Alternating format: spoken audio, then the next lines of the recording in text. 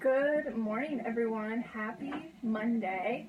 So today we are going to talk about quality time, and this was a pretty big one. so, if we are meeting for the first time, my name is Brianna Anninger, and I am passionate about empowering and inspiring people just like you to truly wake up and live. So today we are going to talk about quality time. Quality time is Amanda. I didn't know you were going to join me. So good morning. So quality time. Quality time is very important. All of the 5 love languages is really important. But for me personally, as you guys know, my love language is acts of service, but quality time is pretty up there too. So comment below if you took that test and you know what your love language is. So if you don't, that's okay. You still have time, and we're still going over the series, and maybe just listening to each episode that you'll be able to know what your love language is. So quality time. What is quality time, you may ask? Well, the first one is that there's different parts to quality time. And so sometimes with our spouses, we may think that we're giving them that quality time, but in actuality, we're not. Good morning, Patty. Thanks so much for joining live. So if you are joining us live, go ahead and comment 1. And if you're watching the replay, go ahead and comment 2. And also, if you are comfortable saying where are you tuning in from, I'd love to find out where you are and maybe what the weather is. So I'm here in North Carolina, and it's raining, and I love the rain. I think the rain is so romantic, and I know a lot of people don't like it, but I absolutely love it. So, oh, good morning. Thank you, Amanda. So quality time. So there's different parts. One of the parts that we're going to talk about is focused attention. So a lot of times, maybe we have a special TV show that we watch with our spouses. Or maybe it's that when you're sitting down on the couch and you might be having a conversation, but a text message comes through or a phone call comes through. So with a spouse that has quality time as their love language, when there's a text message or if there is, you're watching a TV show together, you may think that that is quality time, but it actually isn't. Because guess what? Your attention is on the TV show. It's not on your spouse. Now, yes, you can watch the show and then afterwards talk about it. And that could be the quality time, but it might not be enough quality time to fill your spouse's love language. So that is so you want to make sure that you are giving that focused attention, especially like when you go to a restaurant and you I see this a lot with couples that that they're kind of looking around and they're not really focusing on their spouse. So it's really important when you're out and you're paying for that dinner, to have a great time, to be out of your house environment. Make the most of it, make sure that you are giving that eye contact with your spouse, and make sure that you're just having that quality time and that focused time, okay? So that's the first tip. The second tip is quality timing. Now, it may seem like that it is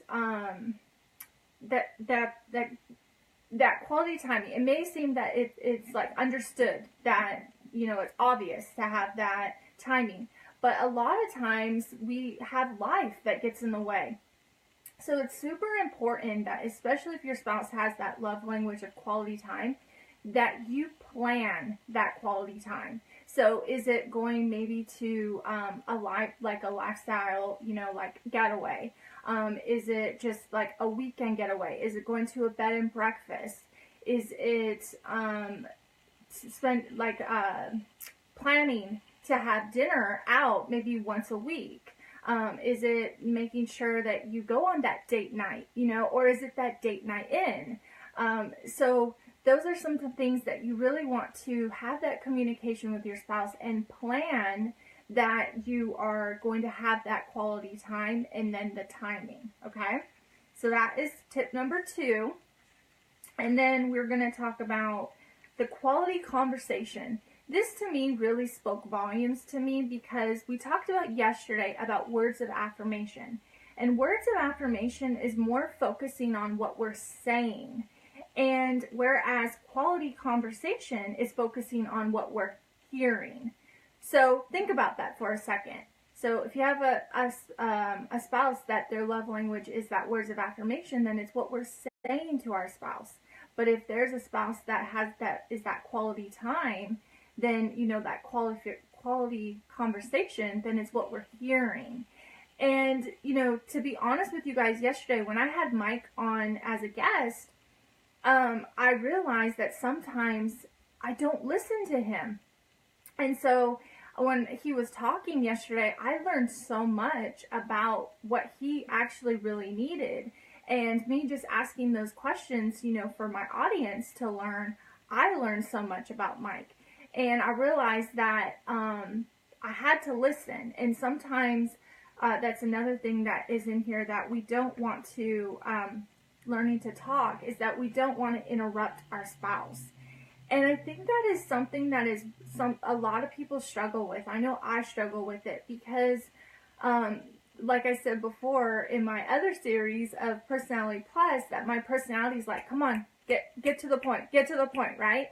And Mike is the one that wants to talk about the rabbit trail, and he wants to tell you how to get there, and and this plant is over here, and you got to make sure that you go over the creek and through the woods, And it's like, my mind is just like, come on, hurry up with the point. So what I've had to realize, because quality time is one of his love languages too, it's both of ours, is that to be in that moment and not interrupt and really listen to what he's saying.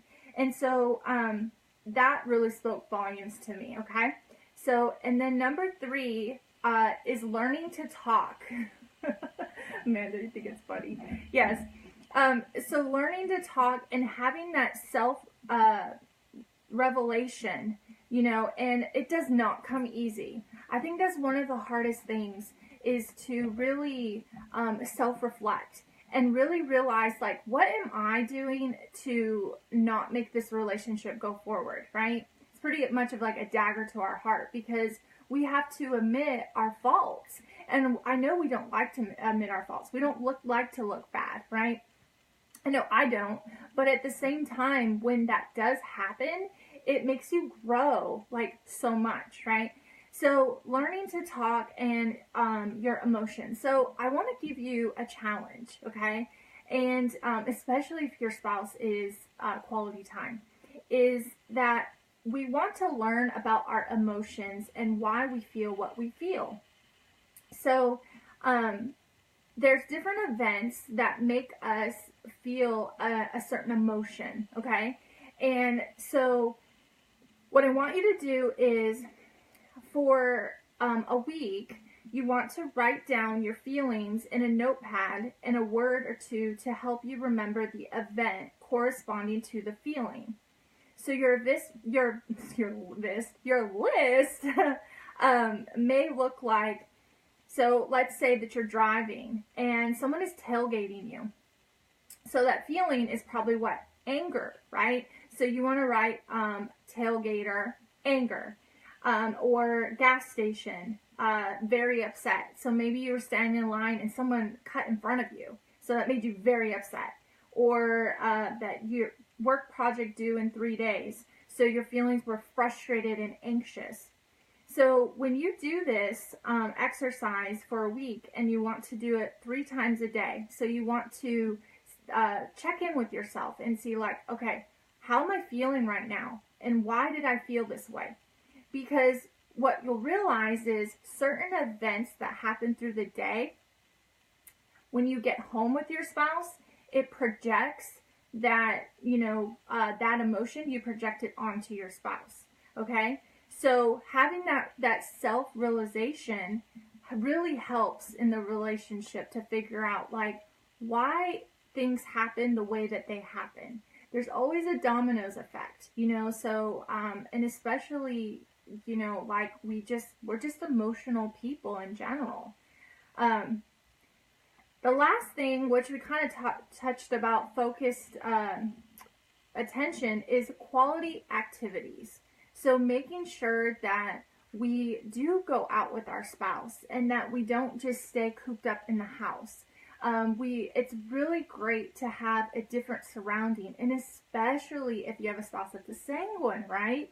Let's say that they're a sanguine and their love language is quality time. So it's really important to get out there and find fun things to do together. Find activities that maybe you guys wouldn't do.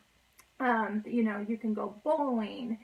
Try not to do the traditional of like movie and a dinner, because honestly, when you're watching that movie, you're really not spending quality time with them. So maybe it's like doing that wine and paint. You know, that would be very fun to do. Or maybe it's that you could. I saw one of my friends on Facebook posted something about they took their daughter to go do the clay and to paint the clay. That would be a fun thing to do with your spouse. Also, you can do quality time and quality activities as a family, taking the kids along. That still counts as quality time. So maybe you want to ask your spouse, you know, if there was something that you could do next month, what would you like to do? And put it on the calendar and do it. So that is your quality activities. And the last thing I want to talk about is, because I know a lot of my friends on here are going through deployments, or maybe that they have they're truckers that aren't home all the time.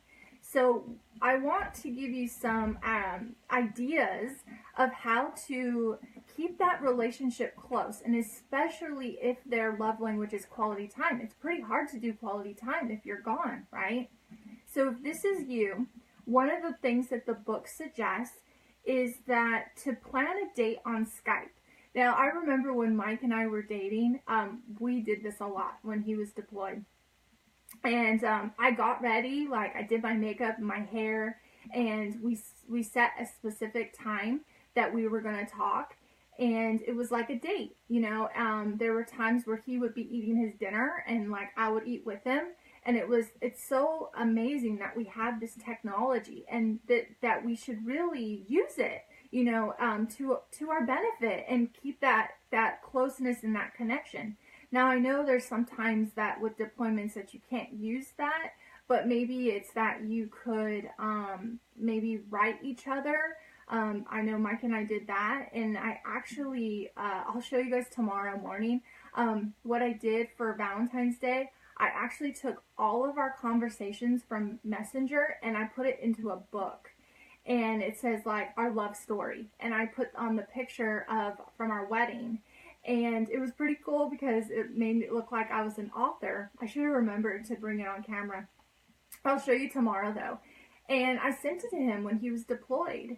And so, you know, just think of some creative things that, you know, that you could do to keep your connection, okay? So, and then the other thing, as when you're deployed, or if your spouse is gone for a long time, is to really share your dreams. I know a lot of times we're told to focus in the moment and be in the present, but sometimes when your spouse is gone, it's really important to dream with them. It's really important to focus on the future together and to build them up. And that was one of the things when Mike was deployed that he talked about, that he wanted to go to Tahiti. And so we would talk about, and we haven't gone yet, but that's definitely on our goal board, you know, to go to Tahiti together. So that is really important, to dream together and to be, you know, that open communication. And the last thing, I thought that this was really cute to do, especially if your spouse is deployed, is to make a scrapbook of things that took place while they were gone.